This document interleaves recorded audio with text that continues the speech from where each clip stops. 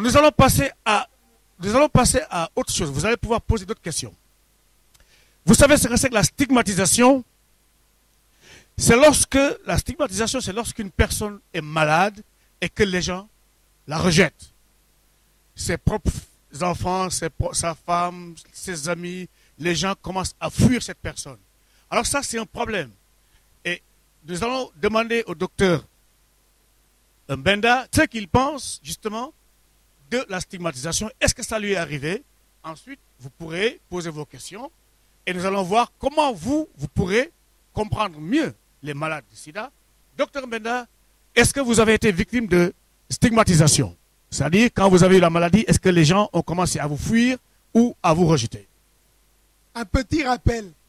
La stigmatisation veut dire montrer quelqu'un du doigt parce qu'il est différent de vous. À la cité, voilà comment on fait. On peut cligner de l'œil. Ça, c'est stigmatiser quelqu'un. OK? Tandis que la discrimination, c'est lui réserver un mauvais traitement parce qu'il a le VIH. OK? Par exemple, si par hasard, moi j'ai des enfants qui étudient à Saint-Raphaël, je passe à la télévision et je dis que j'ai le VIH.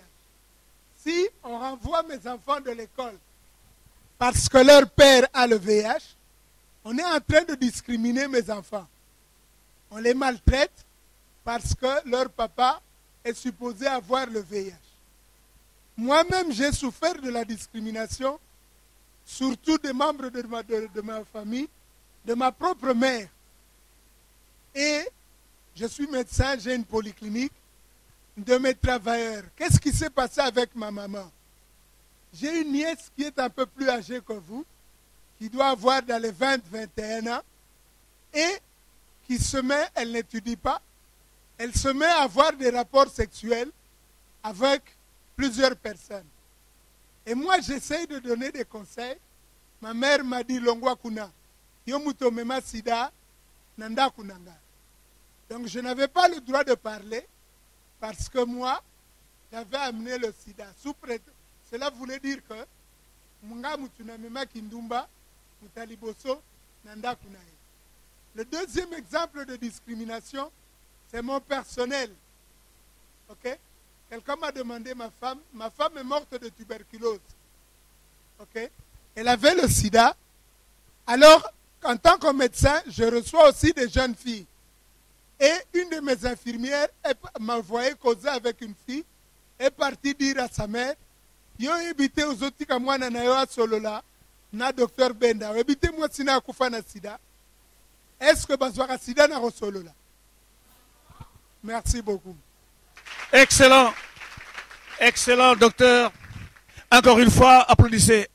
L'excellent. Docteur Benda, sa participation à l'émission Votre santé, votre avenir est une participation précieuse parce que grâce à lui, la lutte est menée autrement aujourd'hui. Parce qu'il vient et il partage. Et ça permet d'informer et de sensibiliser davantage. Merci beaucoup. Chers amis, je vais vous demander d'accueillir votre directeur, Monsieur Lundula. Mesdames et messieurs, voici le monsieur qui a permis cette rencontre extraordinaire avec ces jeunes filles qui travaillent bien et qui ont posé des questions extrêmement intéressantes. Merci, Monsieur Lundula. Merci de nous avoir reçus ici. Merci beaucoup. Merci. Je pense que c'est la première fois, mais ce ne sera pas la dernière fois que nous allons recevoir la Voix de l'Amérique ici. Les portes sont ouvertes à tout moment et quand vous le désirez. Merci. Merci beaucoup. Alors, vous devez être fiers d'avoir une famille aussi belle, de filles si curieuses qui posent de si belles questions. Alors, comment est-ce que vous appréciez cela?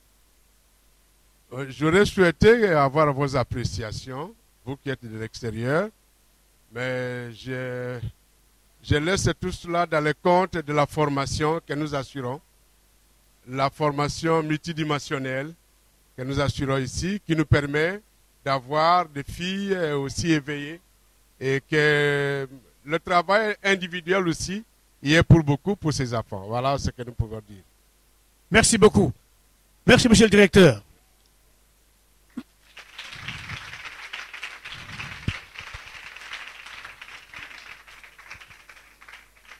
Nous allons passer aux dernières questions.